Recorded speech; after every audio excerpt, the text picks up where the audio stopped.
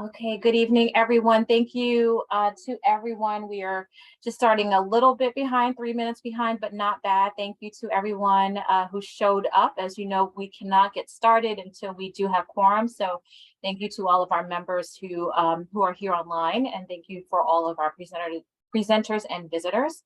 Angel, if you want to advance the slide, we are going to get started. So a few ground rules before we get started. No one may speak until granted the floor. CB11 members, if you have a question about board business or wish to make a motion, please raise your hand through Zoom. If you click the participant icon, the participants panel should appear and you should find the raise hand function there. If you still have technical difficulty, you may click the chat icon and relay your difficulty to the staff. Board members, the chat function should not be used for CB11 business or questions about agenda topics. All such remarks should be made on the record by raising your hand through Zoom. Chat should only be used to alert us to any technical difficulties you are having or to state in writing information like an email address that was already stated aloud on the recording during the meeting. Please keep your questions and comments distinct and germane to the discussion. Members of the public, if you have a question or comment about the subject on the agenda, please raise your hand through Zoom and wait to be recognized. So for those, I just kind of went into our meeting because we do have a robust agenda, but for those who are attending for the first time, my name is Marissa Mack. I am the chair of the Economic Development and Culture Committee here for Community Board 11. Again, very happy to have you and very happy to be starting somewhat on time today with everyone here. So Angel, if you wouldn't mind calling the roll. Excuse me. Committee members, when I call your name, please answer present. Stephanie Arroyo. Present. April Autry. Present. Dem Brija. Devin Crenshaw is excused. Jill Jones. Here. Marissa Mack. Here. Giselle Malave. Present. Jennifer Meyer. Present. Jessica Morris. Present. Robert Perez. Eugene Rodriguez. Present. Vinny Torres. Jenny Tromsky is excused. You have quorum. Okay, thank you so much, Angel. And now I'd like to adopt the agenda. If anyone has any objections to the agenda that was previously passed around, please raise your hand. Otherwise, we will proceed. Okay, not seeing any hands. We are going to be moving forward. Meeting minutes are forthcoming and in progress, and so we will move forward with that. However, the recordings are available on YouTube of our previous conversations throughout the year.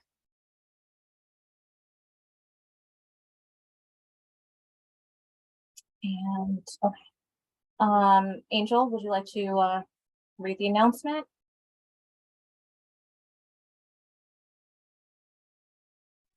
I was reading it to myself.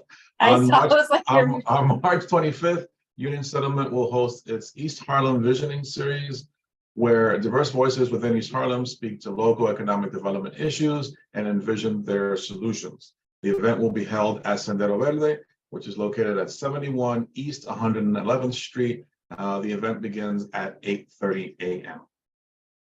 Thank you. And then we can advance the slide. Okay, so just wanted to give a few updates for us to be aware of the businesses within the community, continuing to hear just about the safety of our small businesses, particularly within our area as it relates to, just people wandering in, some of the conditions of the community, and also some of the I think mental illness challenges that we are facing that are specific to East Harlem.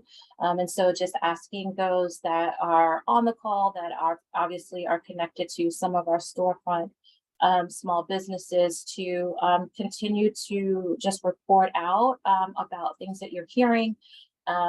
and share any instances of, any possible ideas and ways to kind of combat safety for our small businesses. Of course, our 23rd and 25th precinct, actually, I think the 25 is having a meeting this evening, and so they have been great partners for our businesses and been there to support them. But still, I think we continue to keep our ear out to any things that are happening and continue to see how we can help and be a connector in any way for resources for our businesses. So I did speak to Carrie Wednesday, which is her day. So she's on 125th Street. Not sure if she's going to be able to pop on right now as she is out there doing what she does best. But if she does come on later, I don't think she's on right now, but if she does come on later, we will allow a few minutes for her to give remarks. I did also hear from Michelle Cruz, and I believe someone will, do we have, yeah, hi, and give me, hi, how are you? Give me your name one more time. Benny Calderon. Benny, you'll be presenting on behalf of Michelle for Union Settlement this evening, correct? Yes. Okay, so I'm gonna give you the floor. And then we're going to move forward. Thank you. Thank you, everyone. So as I said before, my name is Benny. I'm the program manager for the Economic Development Department here at Union Settlement. I'm excited to be meeting some of you as, I start my tenure here. I've met a lot of great personalities, especially when it comes to the small business owners and so forth. And I'm just excited for what's to come. I just wanted to say that. But just a few updates for you guys. I'm gonna keep it up. I'm gonna go up until April because there's a lot. But I'm gonna just share a few updates here. We had our first merchant social the 21st of last month.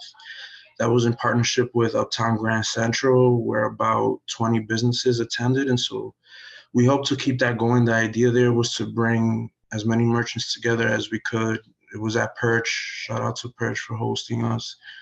Bring as many people as we could together just to mingle for the first time and so forth, get to know each other.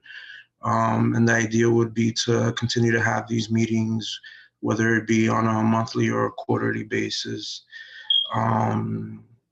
We did a rat mitigation walkthrough with SBS, so we're being proactive with the rat situation and trying to work with SBS on 116th Street. So we worked with 4 businesses, basically detailing to them a lot of the different violations. The idea is that there's advisors that are coming out now who are not part of enforcement. They don't report any violations or anything like that. This is from SBS, and it's an effort to help small businesses avoid violations, help them get rid of rats, and also standardize a lot of the outside dining.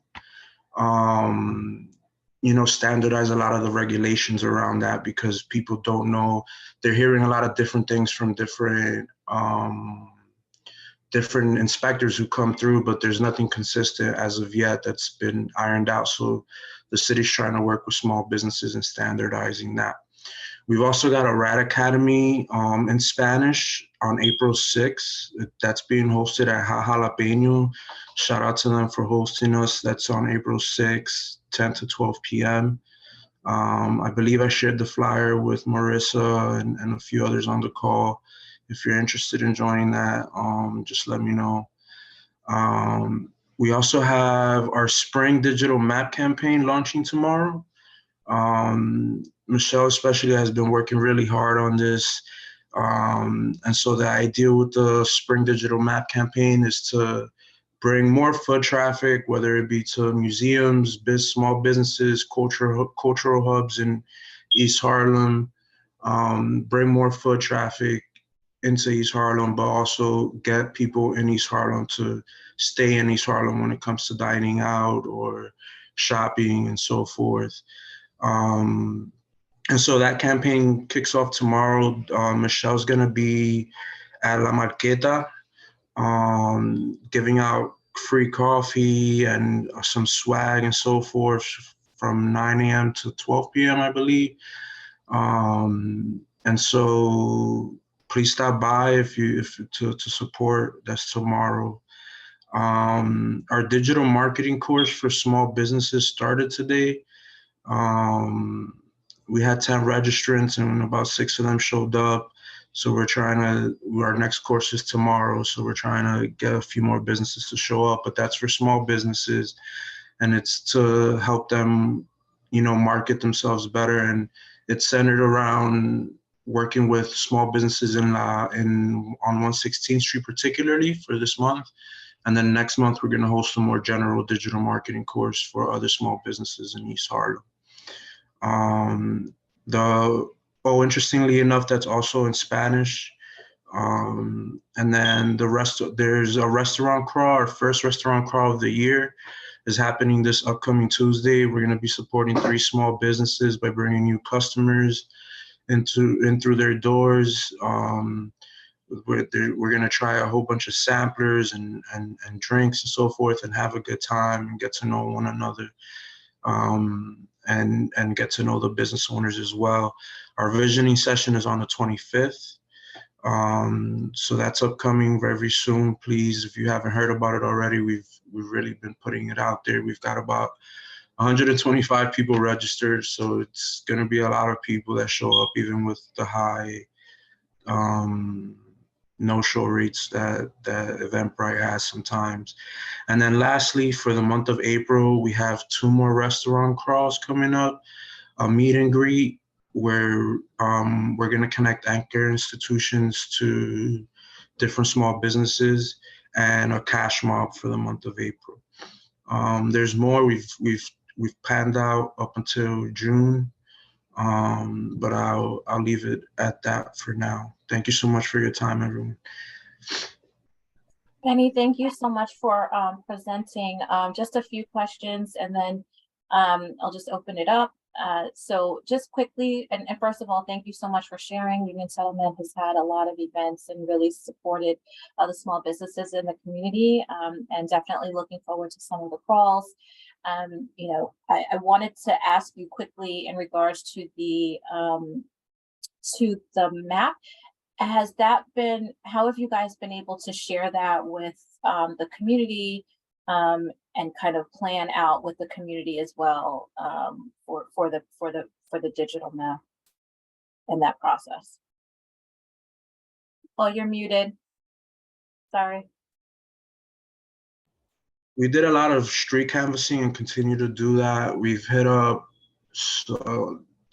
I'd say, over 30 businesses with postcards that have QR codes to the as a link to the Spring Digital Map campaign, and then also the different events that are happening throughout East Harlem, so that it's not just the map, it's also the events that are going to be shown in description and so forth. We've given out posters with QR codes. Those are posted throughout businesses in East Harlem as well. Done some street canvassing. So the idea would be now to expand it outside of East Harlem. I think that, we've got to work a little bit more on that.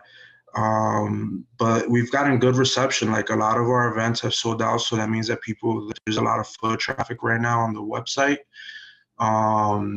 So please, for those of you who are part of other organizations or small businesses and so forth, take advantage of this. If you're a small business, for example, you might want to have a special every Friday special margarita that's only found at your restaurant or so forth, and you might want to do a campaign around that and so forth. So that's one example.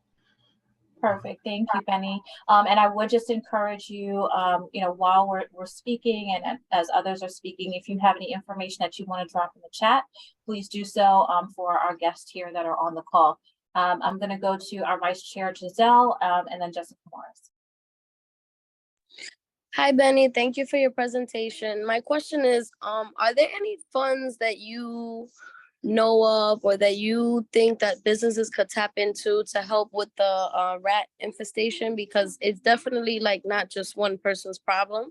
So I feel like when businesses try their best to, get the rat poisoning and the traps and, stay on top of their cleaning and their garbage disposal, even though the next door neighbor or the stores on that same block are having the same problem, do you know of anything that businesses can do together collectively to kind of resolve maybe like a rat infestation that's in a certain area?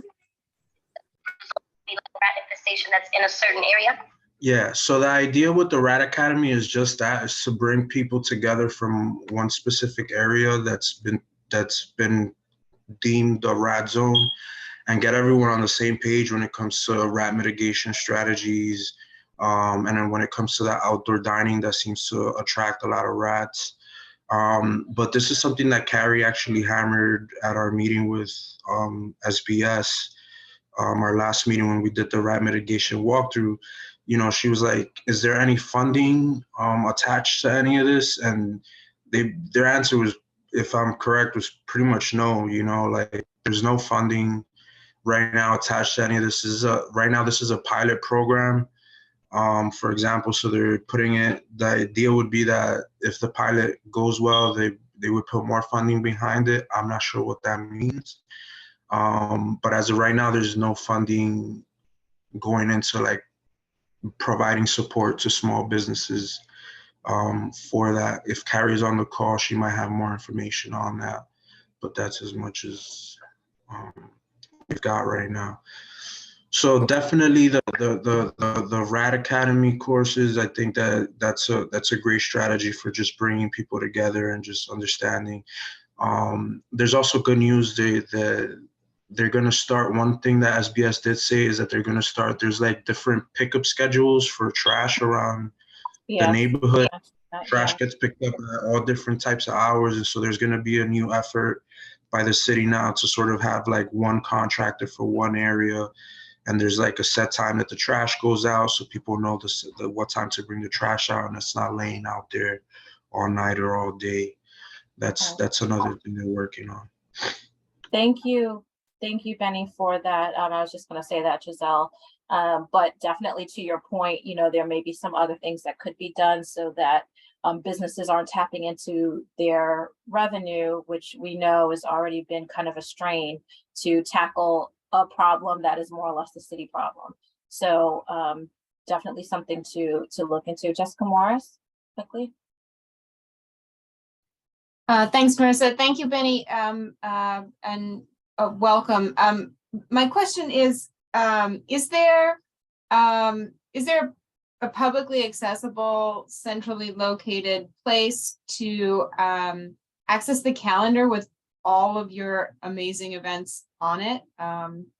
Or is it something that's more internally shared? You're doing a lot, and so that's one question. The other sort of statement comment, I know there's a lot of momentum picking up after the pandemic, and that you're here to continue to do the work.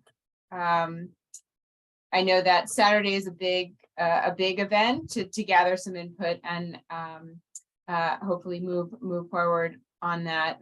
Just to remind, we are a resource. So if there's any particular points of interest or concern with regard to the board, I look forward to participating on Saturday. So my question is, do you have a centrally located place where events are available? And does Union Settlement tap into the Link NYC frame of information sharing with regard to small businesses? Could you repeat that last part again? Just that last part? Yeah, sure. And so Jessica, if we could get just like the two, I'm sorry, if we could succinct just kind of narrow in on our 2 questions because we're already at kind of like a half an hour here just with the one presentation. So if we could just get the 2 questions, that would be so helpful, and then we can kind of move on. Thank you so much, Jessica. Marissa, my question, is there a centrally located place where you post all of your events? The second question is, does Union Settlement make use of Link NYC in sharing information throughout East Harlem or specifically around the 116th Street area? Thank you. Thank And you. welcome is the Thank you, non-question part of my statement. So there is a central, we've posted all of our events. Some of them are private right now, but most of them are on Eventbrite. So there is, like, if you go to Union Settlement on Eventbrite, you can see like all of our events. I'll post a link on the chat now. So there's a page there where you can go and see all of the upcoming events.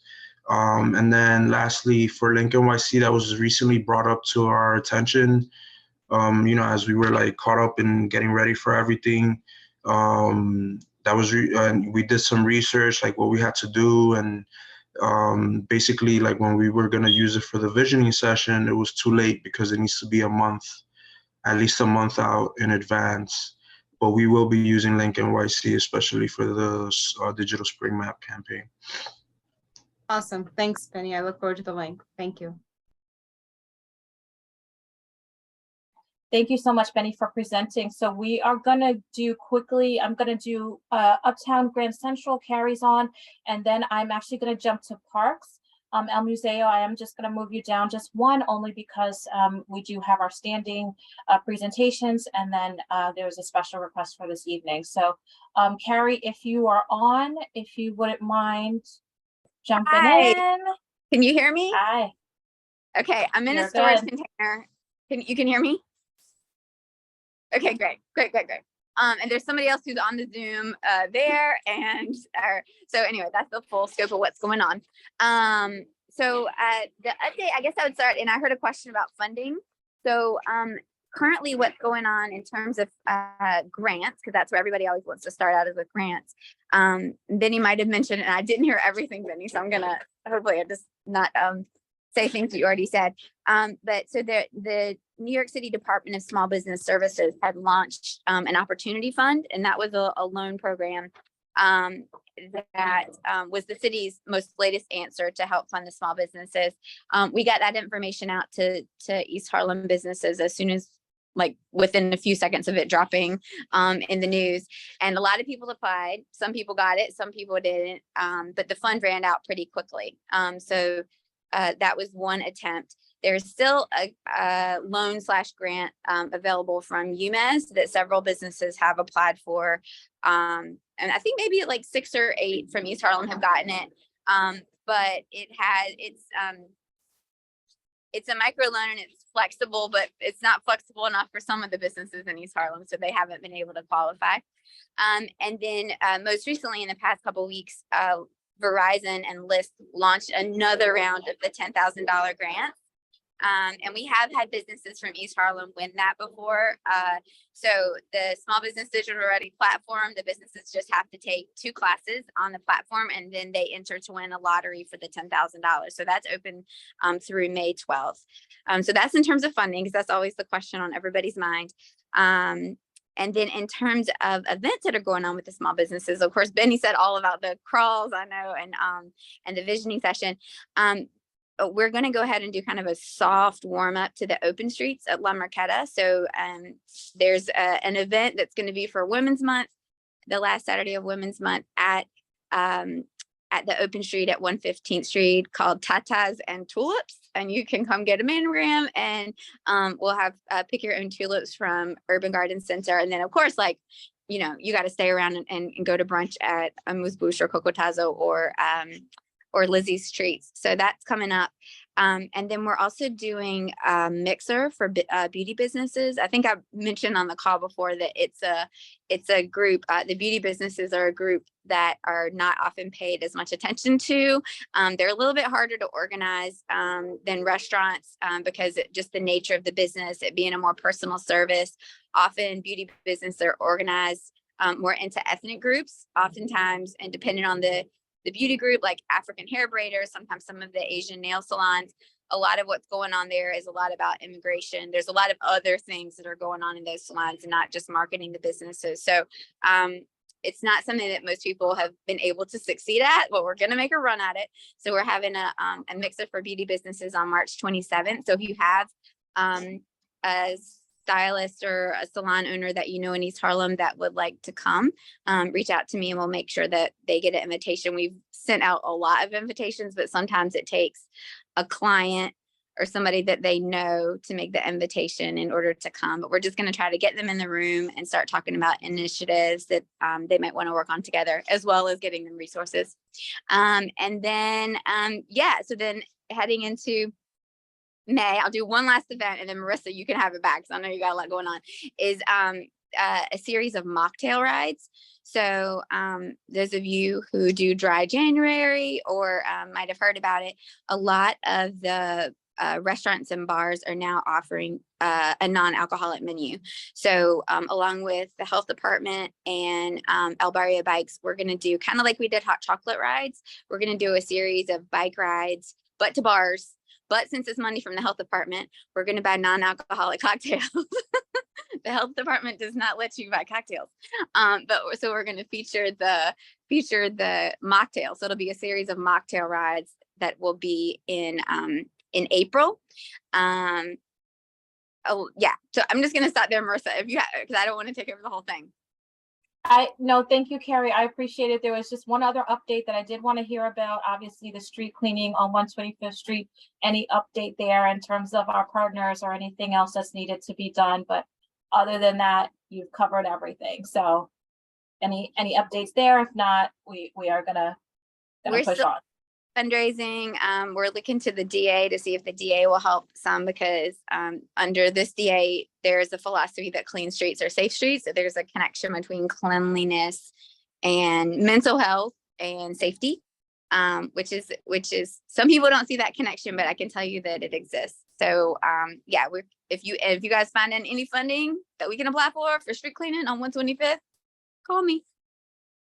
Absolutely. Thank you, Carrie. Thank you for the quick update. Jessica, very quick question. Very quick. I know we're packed, Marissa. I know. And you're super efficient. I know. Yes.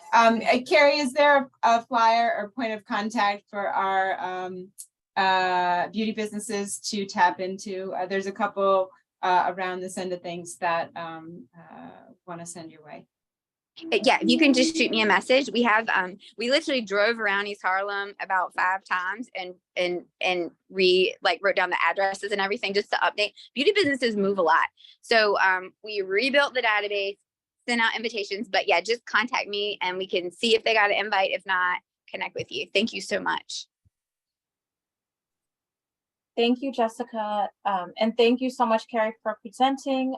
We'll be in touch later on, but thank you for sharing the information and looking forward to seeing not the hot chocolate, but the mocktail rides coming up. So thank you. Thanks. Okay, so thank you. Okay, so we are going to move forward. I am going to ask if Jenna is on here, if she is there. She is, and available and ready to present. Yes, ma'am. All right, Jana. Okay, well, you have the floor, and then we are going to move to El Museo and continue out our schedule from there. So, Jana, you have the floor. Okay, thank you so much, and thank you, El Museo. Thanks, Madam Chair. Great to have the conversations I've been having with you and Eugene. Also, big thanks to Angel for his help. So, hello, everybody. I'm the Administrator of Historic Harlem Parks. I've been in this position for about 2.5 years. It's wonderful to be here with Economic Development and Culture Committee because I come from arts and culture prior to coming to parks.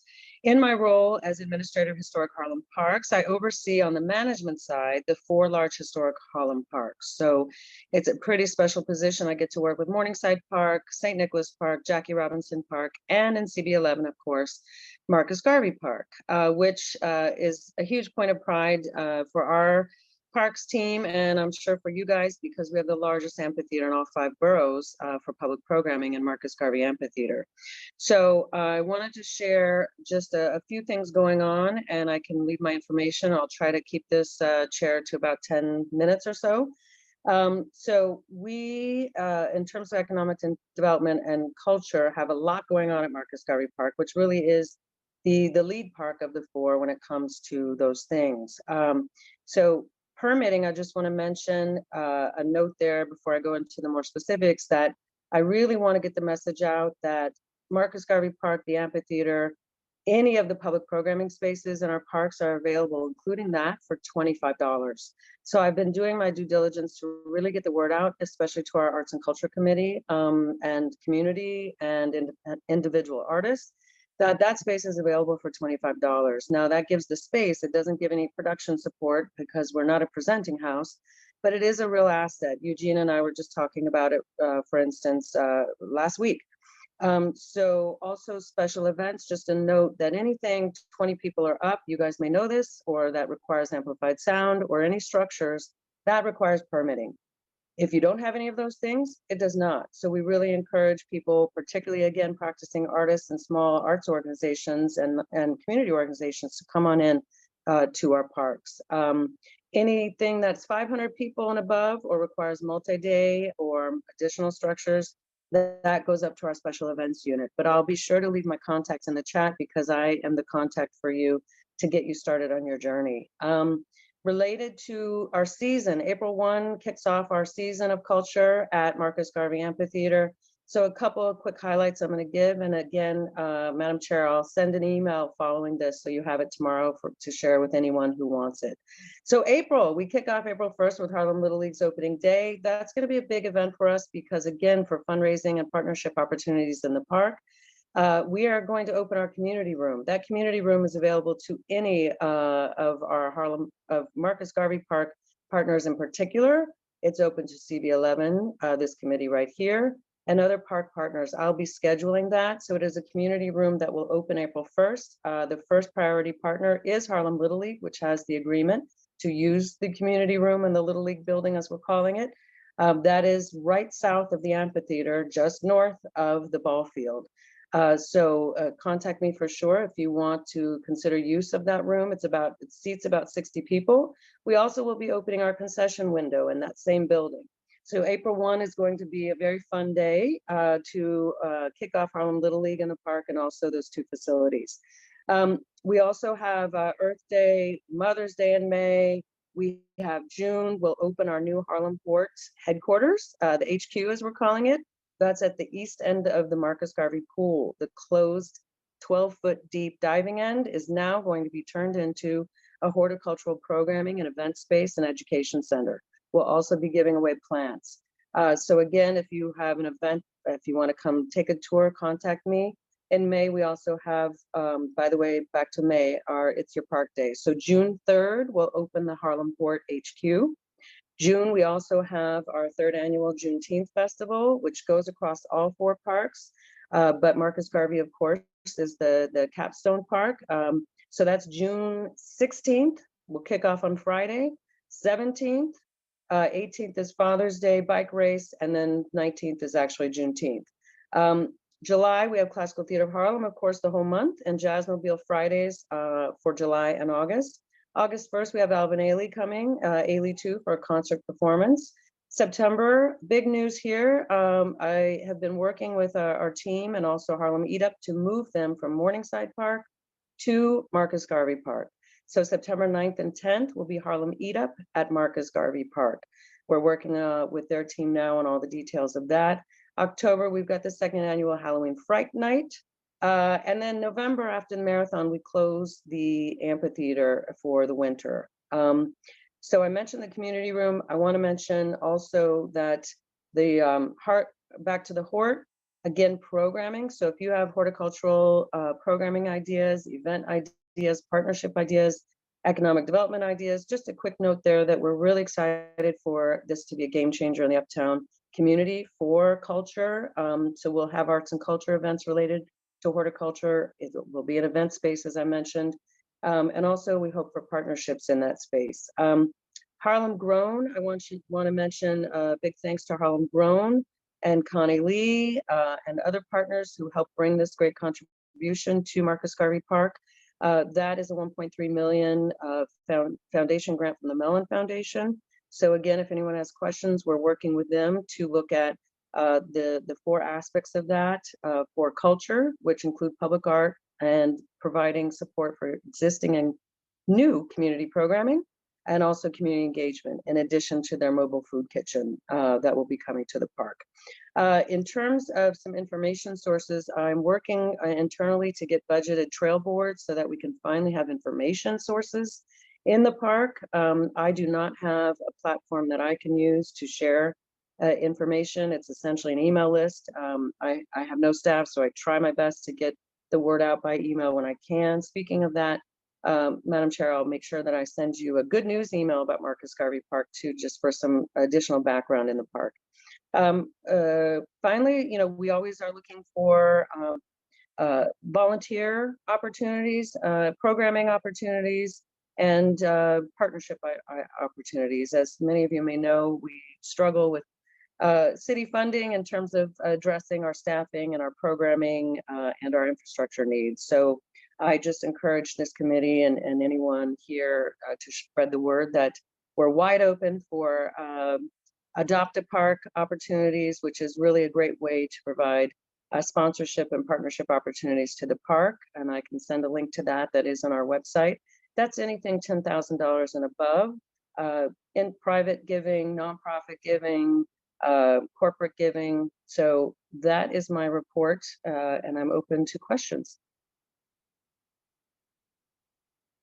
Jana, thank you so much for presenting. I know initially when we spoke, you had sent me a long list of all the things that you guys are involved in, which is perfect because we like to see, all the ways that our partners here are engaged and the ways they are particularly helping our community. So even in the list that you had sent me, there are still a number of areas and ideas that you mentioned this evening that I did not know about. So the community space wasn't exactly sure about. And so I think I'll follow up with you further on those because I still have a few questions, but it's great to hear that it's low cost space for our community. And well, that's actually, always. Pardon me, Marissa, it's free. Oh, okay. I thought I heard $25 for a certain amount and then, or. That's for permitting. So permitting. Okay. Thank you for allowing me to clarify because you're right. Permitting is for the stage, whereas the community room will be made available free on a as available basis. Okay. So first I'm just waiting on the Harlem Little League schedule of when they'll use it, and then I can open it up to the community, particularly first and foremost, of course, Marcus Garvey Park partners, and then beyond. So thank you for reminding me too to share that I have piloted the room with Harlem Run. So Harlem Run is using it on Monday nights. Oh, nice. Okay, great. Very familiar with them. Okay, great to hear. So I think what would be helpful, because you shared so much great information with us, a lot of resources, and then also areas for us to think about in terms of partnerships. If there is one, possibly a calendar that you could share, like a calendar out, that might be helpful, just so we know like when events are, when they're taking place, what's happening. If you have that available, that would be helpful. And then go ahead. I don't. Okay. I mentioned that, sadly, at parks, in terms of public parks, we're not allowed to have a website or any sort of system outside of the park system. So I use the parks website. However, that's why I mentioned the trail boards and the email list that I do try to send out. And I'm also going to be working. Which you're very good about. Yeah. Thank you. And I'm going to work more with Marcus Garvey Park Alliance and also to ask them if they can share on their websites. That would be perfect. And then the only other thing that I would ask, if possible, is if you could, or actually you let me know, this may already be on the park site, but just a breakdown in terms of the permits that's needed, and then how you would go about renting the spaces that you might need, or if you want to put on events, how that would work. I think that would be helpful for our community. You got it. So, yep. So I'm gonna yield to some of our community members here. Eugene, if you have a question, please go ahead. Yes, I do. Thank you very much, Chairman Mac, Chairwoman Mac, should I say. Two things, Jana. One, I was hoping that Charlie Diaz would be on the call so he could get in touch with you. But when we spoke and I told him about the facilities that you're offering, he was very interested in holding concerts there. Okay, I can work with him. Yeah, so I'm going to try to get him in touch with you to do that. The second part of my question is that I'm trying to get in touch with the global cultural districts that you talked to me about. I will connect you with that offline. Absolutely. Yeah, because I sent them an email. I haven't heard back. Okay, Thank you very much. you're welcome. Okay, are there any other questions for Jana before we move along? Okay, seeing none, thank you, Jana, for presenting a lot of good information here. We will be in touch and we'll look for additional scheduling opportunities and partnerships as we move forward. Thank you so much. Thank you. Okay, have a good evening. You too. Okay, so Angel El Museo is not here with us. Is that correct? They're not, Chelsea was not able to make it, but she did forward a couple of announcements that she asked for us to share, and I'm happy to read them here if you'd like. Okay, yes, we can do that, and then we'll move along with the agenda. Can you just forward along so we know what's next after you read that, and then? Yes. So the first announcement is this Saturday, March 18th from 12 to 5 p.m. and Museo is hosting its first Super Sábado event of the year. They ask that you join them for a day-long celebration of our diverse cultural traditions and identities as we explore the closing exhibitions, Juan Francisco Elso, Por America, and Domesticanics. Free activities will include storytelling, gallery tours, art making, dance workshops, and performances inspired by Elso's interest in indigenous traditions and Afro-Caribbean spirituality, as well as themes of healing and home in the works on view in, again, Domesticanics. RSVP, they shared a link. I'll copy the message with the link into the chat once I complete it here. Then just two other quick ones. Additionally, in Museo's current exhibitions are in their final 2 weeks. Make sure to stop by the galleries for your last chance to view otra vez Domesticanics, Juan Francisco Elso por America, y Rainier Leiva Novo, Methuselah, before they close on Sunday, March 26th, and it is tongue twister for Angel Day. Lastly, following the closing of El Museo's current exhibitions, our galleries will be dark all through April and the beginning of May. The galleries will reopen in mid-May with the launch of our upcoming exhibition, highlighting our extensive permanent collection. This large-scale exhibition is one of El Museo's most ambitious showings of our permanent collection and will remain on view for nearly a full year. More details to come on the opening exhibition date and the show itself. She then goes on to say thank you to CB11 and the Economic Development Committee for their continuous support of the Museo. Please feel free to share this information with the rest of the board and the CB11 community. Perfect. Thank you so much, Angel. Eugene, for time purposes, if you wouldn't mind just sending Angel an email since they're not here to really answer any direct questions and we got to move on with the agenda. I have a quick announcement. Okay, so we have announcements later on. Regarding the Museo. Okay, all right, quickly. Mama I Want to Sing is playing at a Museo currently. I don't know who's sponsoring it. I would like to find out. But their last performance will be on March 23rd if anybody wants to go see Mama I Want to Sing. Thank you, Eugene. Thank you for the information. Okay, so now we are moving forward to NYC Department of Cultural Affairs. So David Mendel. Hi, how are you? Hi. Thank Hi, you. good evening. Thank you. Good evening. Thank you. hi. You have the floor. Great. I'd like to share my screen, please.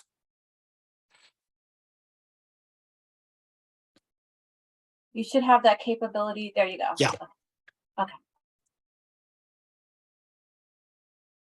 Good evening, everyone. Thank you, Committee Chair Mack, and thank you so much to Angel, who's always a great help in coordinating and keeping in touch and great communication with him. My name is David Mandel. I work for the Department of Cultural Affairs, the Public Art Unit, and I'm here tonight to provide an update on the 125th Street Library Public Art Commission. So tonight I'm joined by Diana Schmertz, who's the commissioned artist. Tonight she's going to share her conceptual design for the project. But before we get to her, I'll go very quickly before we get to the best part. But just to let you know, I'll give you a little bit of context about the Percent for Art program again, where we are in the process and what's coming next. And then I'll turn it over to Diana. We are, as part of our process, we're requesting a letter of support tonight, if you're so inclined, from the committee and from the community, as part of this Percent for Art Commission, as the project moves forward through the process. Just a quick context, the Percent for Art program, we consider public art to be the successful intersection of the art, the public space, and the community where the piece is located. We commission site-specific permanent works of art. The Percent for Art was actually established by law in 1982, which states that 1% of capital funds for newly constructed or reconstructed city buildings and sites must be allocated for a work of art. When you know it, we're proud to always share that the first Percent for Art piece is located at East Harlem Art Park. On the left, you could see the image from the ceremony in 1985. And then on the right, you could see where the piece still is standing today. So just an example of how these are enduring, durable pieces that are intended to be in the public realm for years to come. Percent for Art program commissions public art in a variety of locations and facilities, ranging from courthouses to parks, cultural institutions, police precincts, plazas, libraries, schools, and tonight's project is a library, 125th Street. The commissioning process, how that works is we run a 2-panel process. And at first, we came to the community board back in 2018 at the start of this project, when we came to the community board as we were integrating a public artwork into the library project, announced the project, told you a little bit about the art locations, what we were going to do. And then from there, in July of 2019, we held the very first panel. We looked at works of about 29 artists.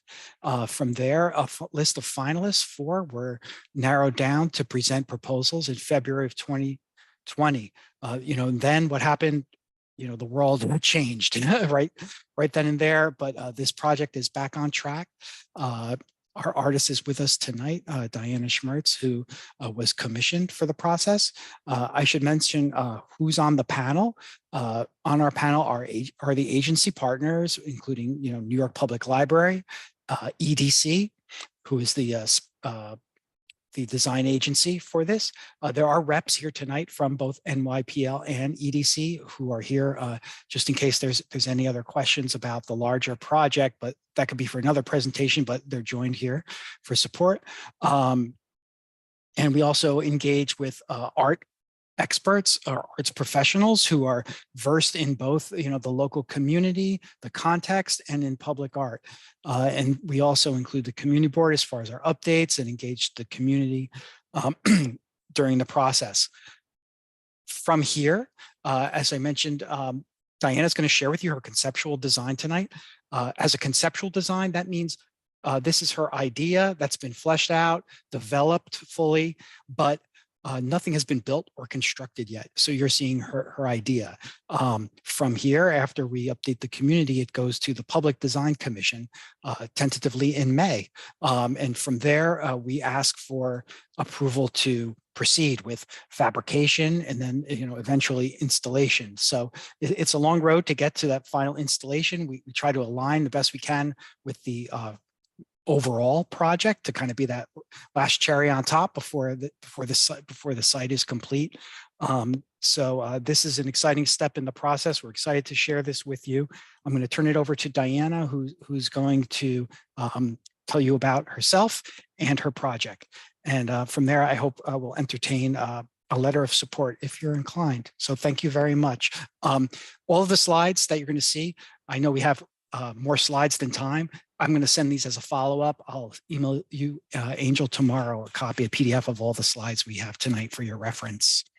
So thank you very much. And I'm going to pass it on to Diana. Thank you. Hi, everybody. I would now like to control the screen, please. Thank you.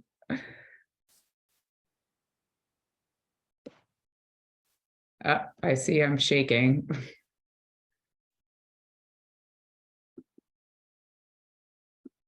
I think someone has to stop sharing their screen up. There we go. Okay.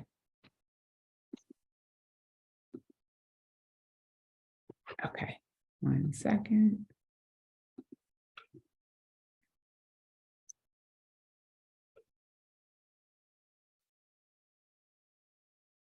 Okay, so this is the public library on 125th Street that I'm proposing my artwork for in East Harlem. And I would like to thank everyone who's actually helped me put this proposal together. And thank you for those of you watching. So first, I'm going to start with showing you some of my past work.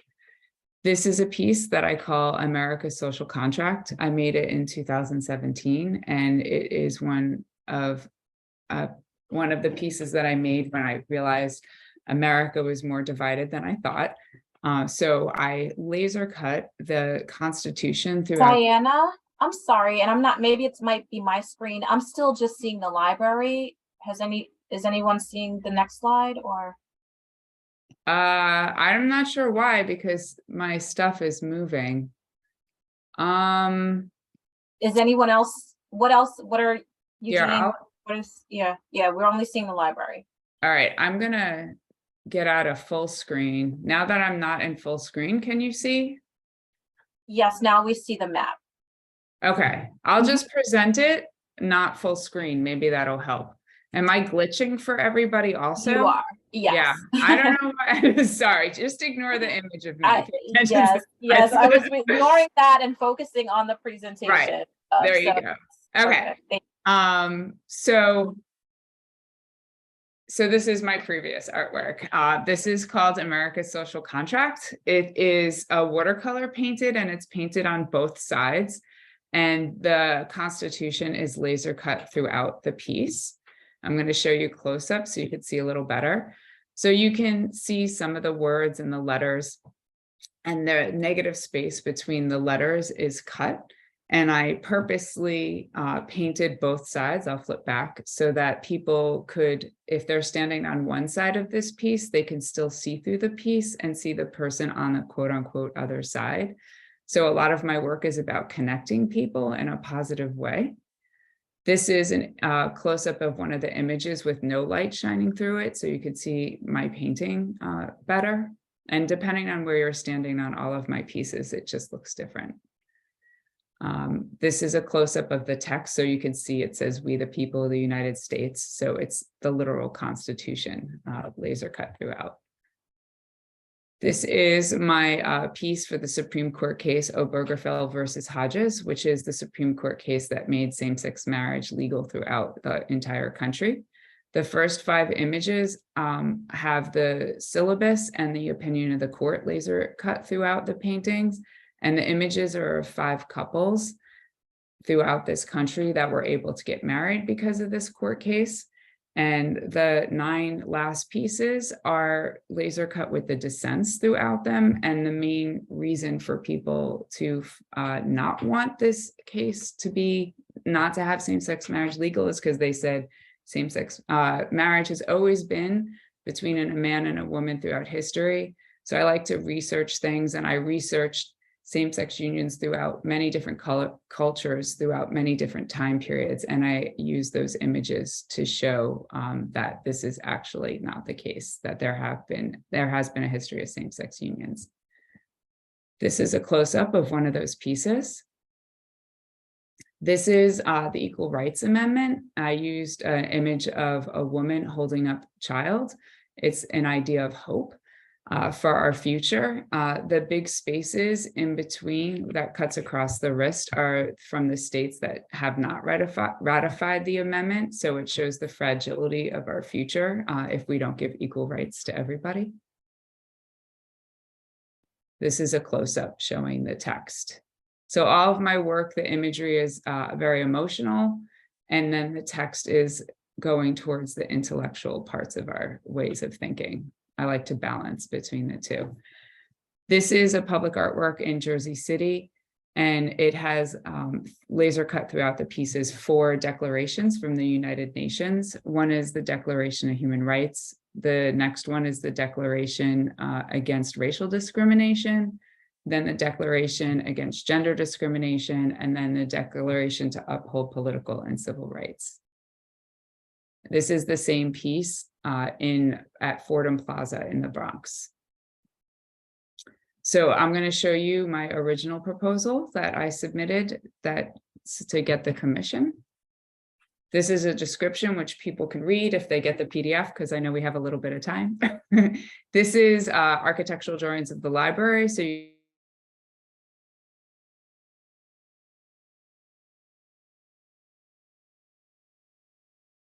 Diana, you cut out, unfortunately. Unless it's just me. Anyone else? Okay. it's multiracial. Hello? Yeah, we did not hear you for a little bit. So the previous slide, I think you were there for a while. We couldn't hear you. Okay, I'm really sorry. My internet is usually very good. I don't know what's going on. It's okay. All right, you can continue. We can hear you now. Okay. All right, so this is just the location. And this is when you walk into the building of the library on 125th Street, you see the grand stairwell, and then you'd see the artwork right on the first landing of the stairwell. And so I have multiracial hands pulling each other up through the medium of books, or you can see it as people passing down books. This is a flat view of the artwork. All the books are really important. I'll get to that in a minute. This is a close-up. Since it's going to be baked in a metal instead of using fragile paper, I'm going to make the negative space between the words in grayscale, and the words will be in color, and it partially for the reason to give the idea that the words bring an image to life, or the text to life. And this is another close-up. And the books, this one is Article 16 of the Declaration of Human Rights, which is free access to education, equal access to education. This is the top wall on the second landing. So the bottom wall will have social agreements that support everyone having equal access to education and the freedom to read. And then the top wall is because we have these rights, we are allowed to dream and be creative. And this is just a close-up, and I will have text interwoven throughout the top wall. That's poetry and excerpts from books and quotes. And this is a close-up of Alice Walker's poem, so you can read her poetry. Each one, you'll be able to read all of the text throughout these images. So just to show you my process, I usually Photoshop imagery of photographs that I take of people that I know.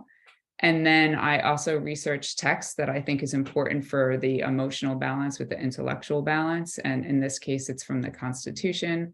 I arrange the letters so that it's legible, but still together so that they can't fall apart when you cut out the holes in between. And I make a file to laser cut it. For this piece, I'm not going to be laser cutting. As I said, I'm going to Photoshop instead. So for the bottom wall, the text is going to be very structured. And, because social agreements are all about order so that we can sort of, bounce around within the order. And these are all the texts that will be in the bottom wall. A lot of them come from the American Library Association, the Bill of Rights from the American Library Association, which is about freedom of expression and not censoring and being able to access other people's ideas, the freedom to read, libraries and American value, And then I have some other interesting books like Ethical Ideas of Our Time was the first book taken out by the library. So I'm going to have that cover in there. There's a lot of details. I'll be simple though. This is the text for the top wall. The top wall is going to have between 30 and 50 works in it. For this preliminary or for the proposal, I just showed 10 because it's really a lot to organize. I am waiting on some of the copyright permissions for the top wall.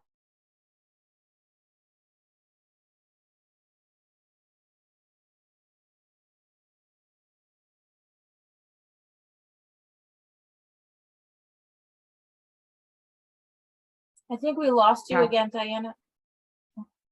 Can you hear me? Yeah. I can't hear you. What did you miss? Hello? I think you were just wrapping up with the previous slide, but this text in the wall, if you just want to quickly go through that. Yeah. Okay, so I have permission to use 30 of them, and the text is about dreaming and creativity. 10 of the works are from the Harlem Renaissance. I thought it was important to relate a lot of the text and poetry with the community that it's from. And then at least 10 of the other works are also connected to Harlem. But again, I'm waiting for permission because this stuff is all copywritten. So hopefully I will get to use those. And again, this text will be available for people who want to look at the PDF. I already made the oil painting for the top wall. My mock-ups for the original presentation had to be small. They were 18 by 24 watercolors. This painting is 5 by 6 foot oil painting. Because the space is 15 by 18 foot roughly, and you can't blow up an image large enough unless you have a large image to work from. I just made a few changes in this. The bottom wall should be pretty exactly the same. Well, as close, because oil paint looks different from watercolor. I did some like really little kids in this circle to diversify the age. All the books are different. I might have to change some of the text that I plan on using because of copyright permissions, but whatever text I use, there'll be the different categories of literature, architecture, art and physics, environmental studies, children's books, and theater and music. And in this case, I used the Harlem Renaissance. I used the Studio Museum in Harlem. I have a catalog from a show that they did on the Harlem Renaissance. So Diana, I am going to ask if we can kind of high level some of these items and just yeah. So this yeah, the text is legible so people can read it, and this is the placement, and I'm done. Here's the plaque. Oh, it's getting fabricated on metal, and there's the plaques. Done. Okay, great. Thank you so much. No, thank you, and I appreciate the detail that you wanted to share with us about. I understand. Children and the text, but yeah, I'm very thankful that you were able to get that that detail into the presentation. So thank you. I just have a few questions for you. I guess also GCLA and EDC, and then I'm going to open it up quickly for a few questions. But the first being in terms of the amount financially, right? Where is this a portion coming from Diana, a portion coming from EDC, GCLA? How is the funding for this taking place? So this project has a budget of $80,000. And as I mentioned before, the project is funded through the Percent for Art program. So it's triggered by that 1% of the capital project. A certain allocation goes towards public art, and that's how it goes. So it's capital funds, comes 100%, and 80,000. The vast majority of that budget, 60% of it basically goes towards fabrication, installation. 20% of it is for the artist and their intellectual property, for creating the work, and then other things like insurance and contingency and photography, documentation. So really, it's a pretty lean budget for an amazing piece that we're getting with this project. Okay, perfect. Thank you. Yeah. I just wanted to know, in terms of the percentages, and I know that you did mention that previously, but I wasn't sure if it was 100 or 99% of funded through that, so that's fine. And I do have just a quick question, Diana. The work that you shared with us was amazing. It seems like you've also had some other projects throughout the city. I'm just wondering, in terms of the selection process, I'm always thinking about one, top of mind, who within the community was slated, right? Because we have a ton of artists here within East Harlem, and we're always saying, look, we would love to see their work showcased throughout the community. You know, who was brought forth that was within some of our area codes here in the Harlem area and East Harlem area. You know, and kind of like what that selection process was there. And then two, you know, how did you think about splitting the pot, right? Because again, I'm thinking if, and Diana, again, not to you specifically, but if I am slating a project, I'm gonna say, look, we've worked with someone who has a number of projects already through the city. Maybe we kind of split up the pot and we see, you know, who else we can slate for a project to get some additional exposure, to get, you know, them involved in some other ways, but kind of what was the process there in terms of just really being equitable and giving others kind of some, you know, a chance for artwork within the community. Sure. As part of our commissioning process, you know, as we start out in the very beginning, as I mentioned, like in June of 2018, came to the community board. At that point, we do ask community for suggestions of any artists to include, but we also reach out to local arts organizations, arts professionals for their suggestions, and obviously our team here, you know, it makes it their business to know, you know, what's going on, what, you know, who the artists are, who could be appropriate for this project. We curated a pool of about 28 artists, largely from, you know, that we felt would resonate with the community. And that could be, doesn't necessarily mean the person has to like live on a block in that district, but something about their life, their practice, what they do would resonate with the community. And Diana was among that pool. And not to speak for you, Diana, I'm not sure. I think you're an uptown person, right? Yeah, I live in Washington Heights, one neighborhood up. And so artists who have either, you know, are familiar with the context or have shown work before, you know, are all you know, these are all factors as we curate the pool of artists for all of our projects, for sure. The representation on the panel included representatives from El Museo, Harlem-based artists with public art experience, etc. So it's representatives from the library branch, you know, representing the interests of that audience, et cetera. So yeah, it is an inclusive and equitable process, you know, and that's our goal for sure. Okay. And Jessica, I just want to open the floor to you, but I do, and after Jessica, if there's anyone else quickly, we do have one last presentation, and I would hate to not have start small, think big. But Jessica, your question, and then if there's no one else, we are going to move on. Thank you, Marissa, and thank you. Thank you, David, and thank you to the artists for sharing your work. I know it's challenging, Diana, to sum it all up and deliver the specifics. I have a question about the specific work as it is integrated into the architecture and how it relates to your the beauty and the essence of your prior work. I just want to ask that question. And Marissa, I have a kind of a comment and a response to your inquiry and a suggestion that perhaps I'll take up in an email with Eugene to see if we can't work on that together. I have a prehistory in Jessica, let's get to the question, because Marissa, I'm getting there. If you can permit me 2 minutes just to say what needs to be said, that would be wonderful. Okay. Thank you. Okay, so making the leap. I'm going to start with the board specific issue first, relative to your question about local pipelines to making public art. We have a big set of projects coming up, and there will be a lot of opportunities. And the leap from being a creative mind and, even a schooled or trained artist to making public art is not, there's an empowerment project there as well.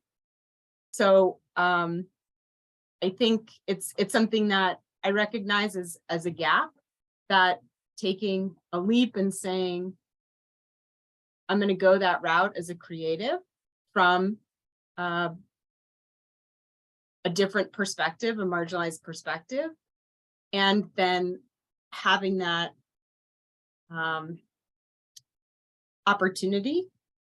It doesn't happen by itself. So, you know, David, perhaps there are, and pardon me, Marissa, you threw me off by cutting me off very short. So all I'm saying is there's a gap in getting to the level of production, Diana, that you're working at. And I would hope that as a board and as culture being a part of this committee, that we can look to try to fortify that in perhaps the next half decade, so that there are more very local artists and perspectives to draw from in the pool. My question with regard to the architectural integration is, Diana, what makes your work so powerful is often the ethereal lighting that is involved, being able to see through something.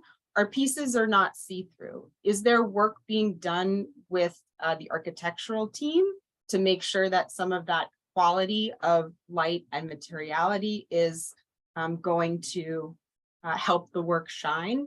I don't know that I need an answer, but I did want to just ask the question because I recognize that as something different about our particular piece of work and your very special way that you use light as a part of delivering the phenomenology of the work. Thanks. Thanks. That's a great question. We looked into laser cutting metal, but it's way too expensive. So the architecture of the space is really beautiful, and I made sure that the artwork filled the whole wall that's on the back of the landing. And I think that the color that will be used, the way the text will be colored, and the negative spaces will be grayscaled. I really like the concept that the color, you know, the words bring the color to the piece and bring it to life. So I worked with that idea instead of having the see-through. Believe me, if you guys could afford $100,000 extra laser cut the metal, I would totally do it. And I do really love this community. I have never had a permanent public artwork before, and I grew up in the Bronx. So I may not be directly in East Harlem, but I do feel extremely connected to this piece. I also teach, so I feel very connected to libraries. I'm very grateful to have this project. And Diana, thank you so much. It was really just, you know, as a community, we always try to advocate. We're in a low to moderate income community. Wherever we can have opportunities to amplify our voice, to amplify people within the area, that's what we want to do. So again, no direct impact to you in that statement, but we want to make sure that, you know, when we're looking in spaces, we're looking at people that we know who are our neighbors. And yes, big art scale projects are you know, something to take on. It's not a 1, 2, 3 easy thing to do. So thank you very much for everyone that was involved in this project. Marissa, if there are any other questions, I'm going to ask that either they be in the chat or that DCLA, EDC, and Diana, if you could drop your email in the chat, that would be very helpful. And then we can follow up with you separately. So I'm going to move on to start small, think big. We're almost at 8 o'clock. And so, you know, while everyone wants a chance to speak on every topic, we do want to make sure that we do get our presenters an opportunity to present. So Thank you. Yes. Thank you. I'll put my name in the chat. I just wanted to politely ask if we will be able to receive a letter of support from the community board. Yes, I'm sorry, that was the vote on hand. And so, yes, I apologize in me moving forward with the presentation. So I would like to ask if there is if someone would like to make a motion for a letter of support for this project. Eugene, your hand? So moved, Chairman. You would need to make the motion and then we would second. I would motion that the Economic Development and Culture Committee provide a letter of support to the art project at 125th Street. library. Okay, is there a second?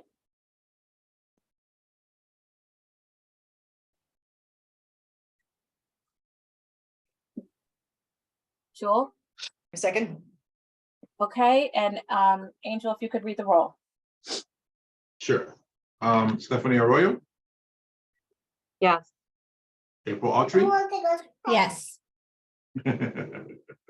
That is only going to count as one vote, even though that was very cute.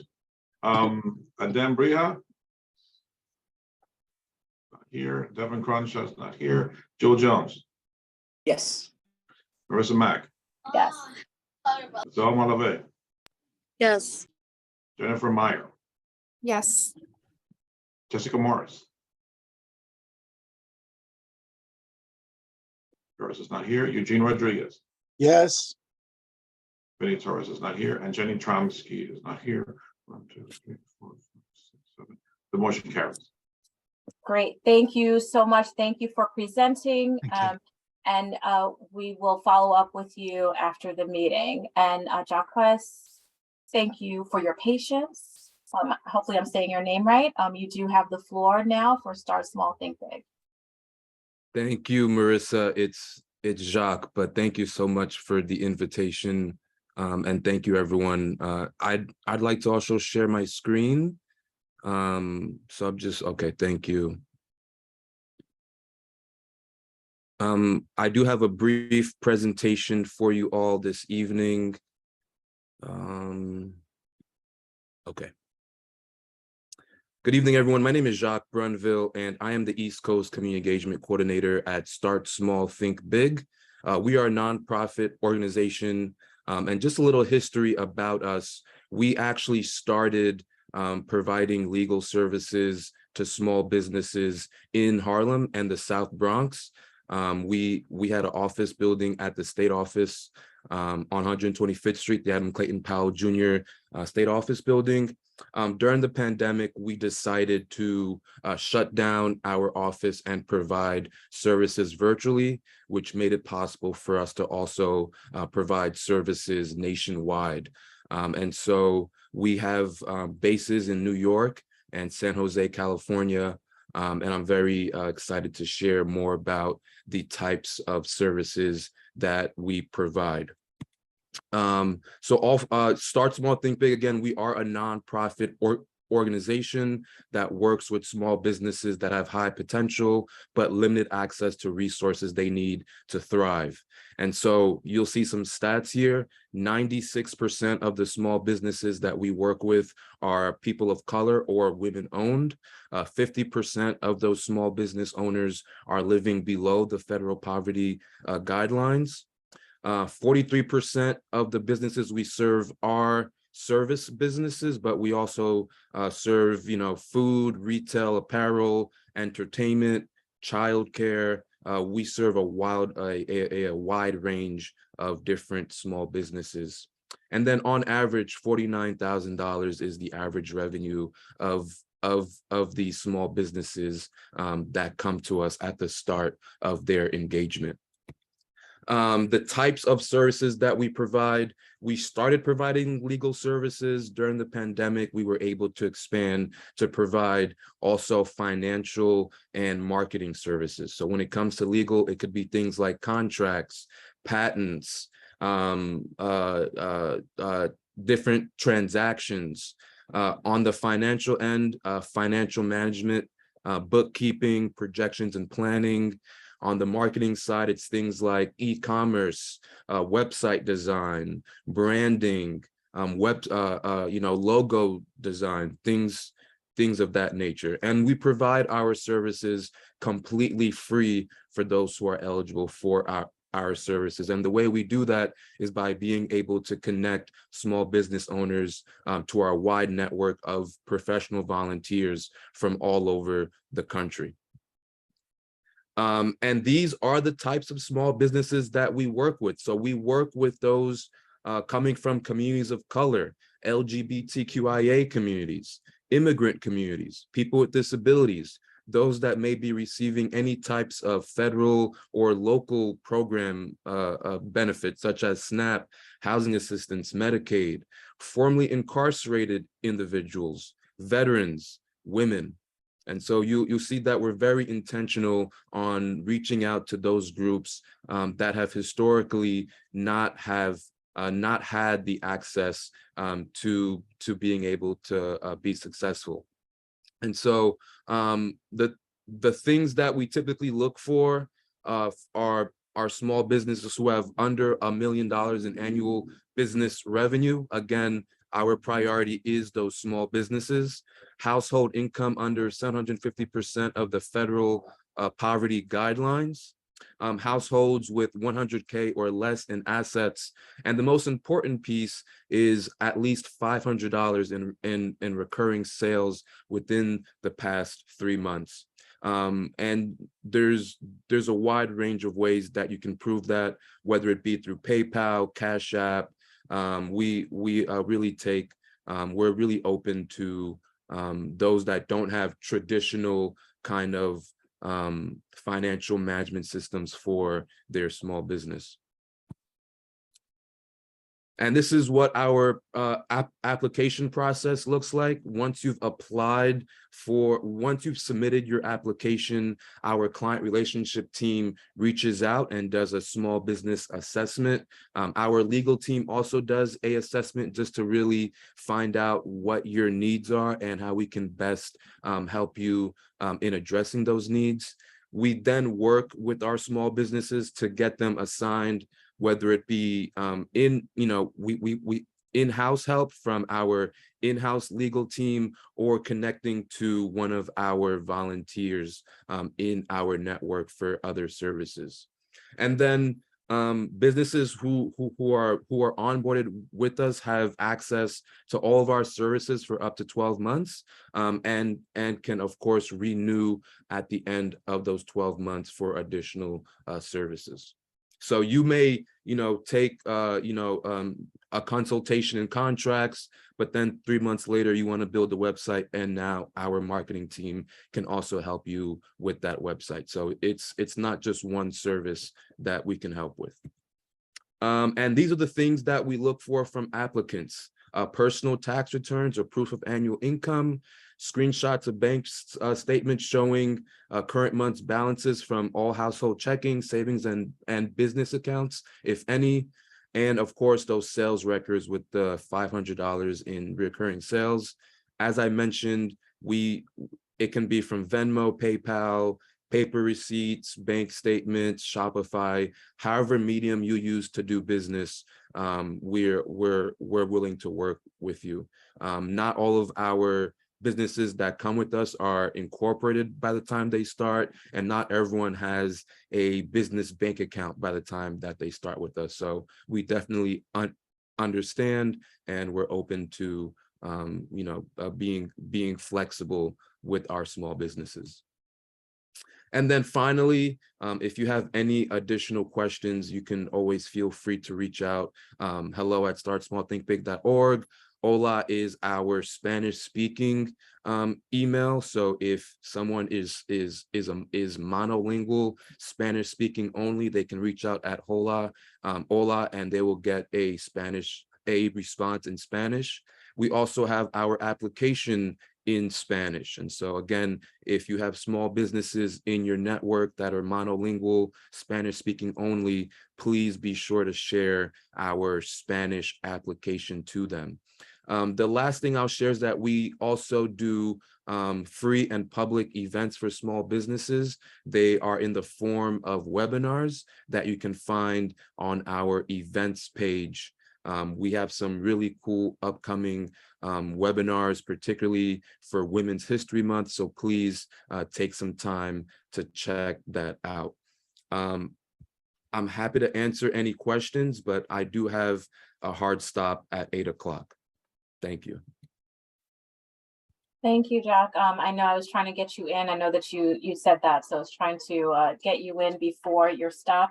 Do you have any specific statistics on how many businesses you've actually helped within this community per se? I don't have those specifics. I can definitely get that to you via email. Okay. But in the last year, we were able to serve over 3,500 small businesses nationwide, and so yeah, I'll definitely get you specific numbers for East Harlem. Are there specific zip codes? Because that would be helpful. Yeah, it's 10035, 10029, and one We have some of 10037 seven. as well as 10828, 10128. Okay, yeah, that's And I can email to you. Mhm. okay, great. Yeah, so I'll reach out to our data impact team, and I can definitely get those numbers whenever I receive it from them. And then also too, if you're able to drop in the chat any information on signing up, I know that I do get your emails, and you guys have a lot of virtual events, which is good. So people can kind of join from from anywhere. But if people do want to get additional information, if you're able to drop that in the chat, that would be helpful. There's some things in there already, but not sure if you drop that. That doesn't look like it. Yes, I just put my email into the chat box. I will say that starting in April, we will be transitioning to kind of like a hybrid model, and starting with a in-person workshop in collaboration with the New York Public Library at their business center. And so if anyone is able, it's not on our website yet because it's all the way in April, but please, or it may already be on there now that I am looking at it. But if it's not, it's still being updated in real time. So check back onto our events page, and you'll definitely see it there. Thank you. And thanks for dropping that. Are there any questions from our committee? Okay, I just wanted to make sure that we got you in, Jack. I would hate for you to have waited this entire time not to present and then have to come back to present again. So thank you for waiting, and then also presenting on the work that you're doing for small businesses. And hopefully you are connected with Union Settlement as well as Uptown Grand Central and some of the work that they're doing specifically in our community. Yeah, definitely. Yeah, I just spoke with Benny. I have a meeting with Benny tomorrow, and I'm sure Carrie knows Start Small from some of the OG days. So yeah, we are definitely connected. Perfect. Thank you. All right, thank you everyone, and have a great rest of your night. Thank you. You as well. Thank you. Okay, so we are moving forward with our agenda. Thank you, Carrie.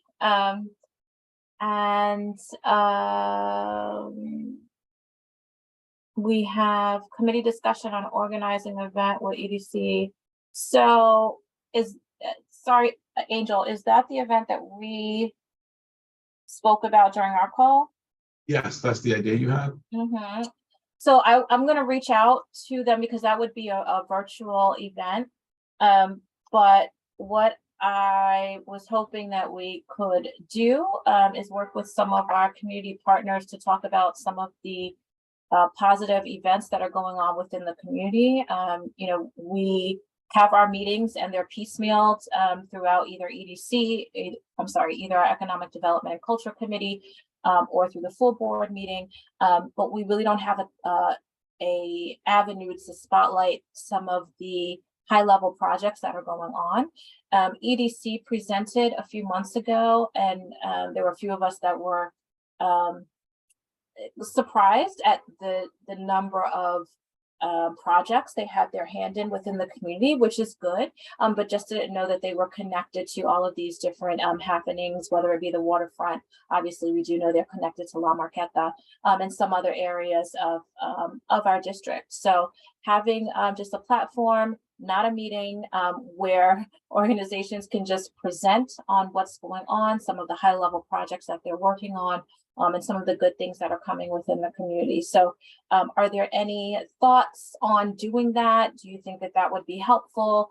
It would be recorded on Zoom, more than likely during the day, and some of the organizations are listed below as Angel put on the agenda here. So just wanted to quickly just say a little bit about that and get some thoughts.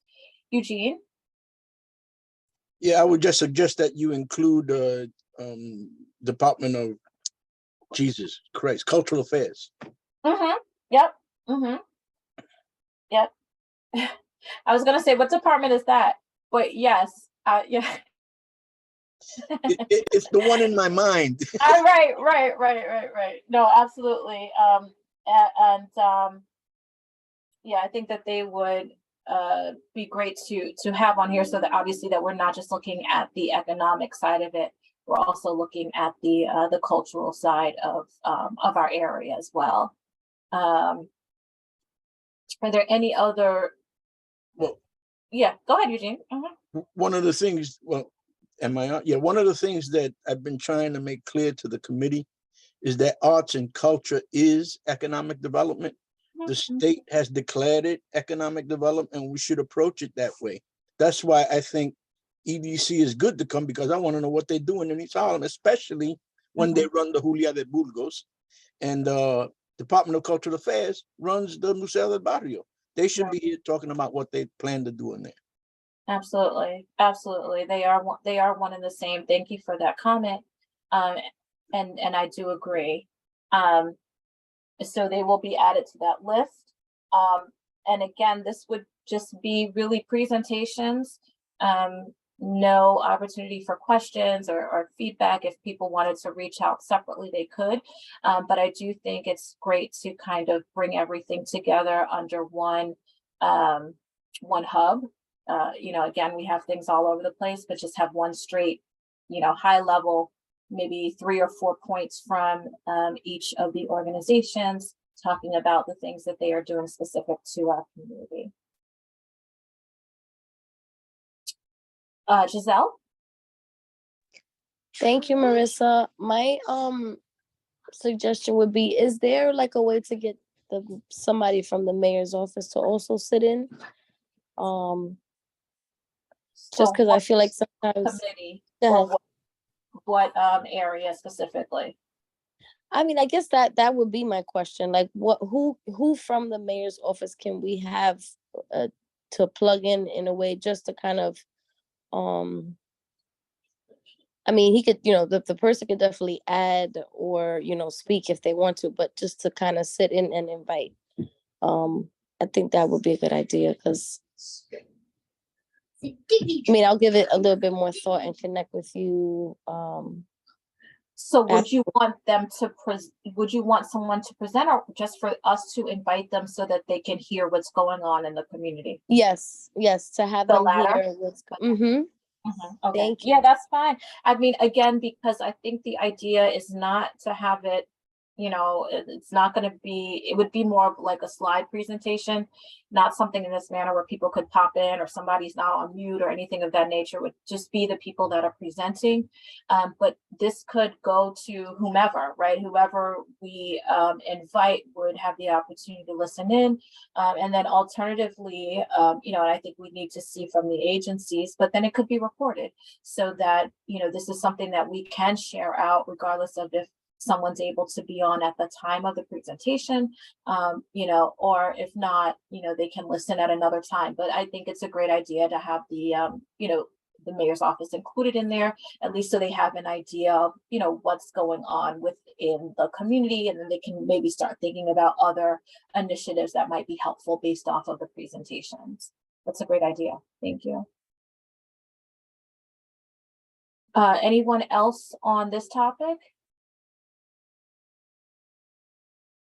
Okay. All right, moving forward.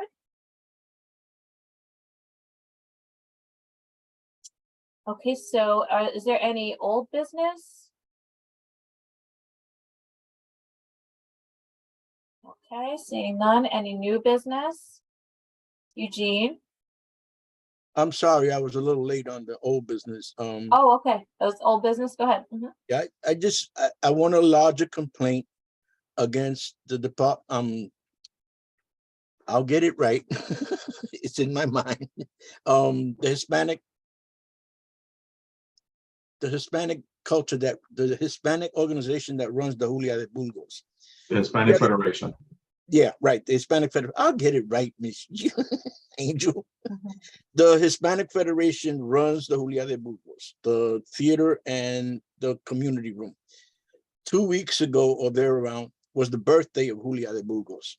They did not have a celebration. They did not have commemoration. They didn't have a poetry reading or anything to commemorate one of the finest Puerto Rican artists and the person that the building is named after. I have a problem with that. And we should check with them and say, yo, what are you doing here in East Harlem? You're not presenting anything in the theater. You're not presenting anything in the community room except maybe a quinceañera. So why do they keep getting their license renewed is my question. Okay. We should definitely look into that. Yeah, I guess that's a big miss on their part in terms of at least having some sort of celebration or acknowledgement of the birthday. Let's talk about that offline and see what the follow-up is there. Yeah, it would be like the Schaumburg not having a celebration for Women's History Month. I mean, it's a basic thing like that a cultural institution like that should be presenting. And they got the money. By the way, I'm sorry, I forgot to add, the councilwoman has given them people money to for them to sponsor plays in the theater. They haven't talked to me or anybody else about a sponsorship in the place. And she's been on their case. Somebody got to call them into the carpet and explain themselves. Got it. Okay. Thank you for bringing that to our attention, Eugene. And just in general, thank you for your ear on the arts and cultural part of the community and our community spaces. So thank you. You're welcome. And I just wanted to get that on the record. No, absolutely. Understood. Thank you. Okay, new business. Okay. Angel? Not new business. I just wanted to make an announcement regarding a meeting tomorrow, if this is okay. So I wanted to encourage folks on the meeting this evening, members and members of the public alike, if they have the time to look in on tomorrow's executive committee meeting. The Metropolitan Transportation Authority is giving a project launch update on the Park Avenue Viaduct project, which is going to have a significant impact on our Park Avenue corridor. That project is starting imminently. So if you want to learn more about this massive infrastructure project, I encourage you, if you do have the time, to look in on the meeting tomorrow. We'll of course record this. If you don't have the time tomorrow, you can view it later. But if you do have the time tomorrow and you wish to attend and perhaps ask any questions, tomorrow evening at 6:30, the executive committee meeting of CB11. Thank you, Angel. And just so people are aware, we will be half in person and then streaming the other half. Is that correct? Yes, it will be a hybrid meeting. Yep. Okay. Held at the board office. Okay. Well, let's because she did join. And we did have one last quick presentation. And Orsa, I apologize. We had an oversight for this month for you, but please, before we adjourn, we'd like to give you the floor to present. We still do have our members on, but did want to give you the floor to talk about your organization and any topics that you feel relevant. No problem. No apologies needed. Good evening, everyone. I am Orisa Napper Williams. I am the founder and executive director of Not Another Child, an organization that I implemented back in 2007 when my son Andrell Deron Napper was innocently murdered in Brooklyn, New York. So over the past, well, the first 13 years of our organization's existence, we provided services in Brooklyn area. And since maybe a year prior to the pandemic, we extended our services up to East Harlem, which has a special place in our heart as an organization. My son was born in Brooklyn.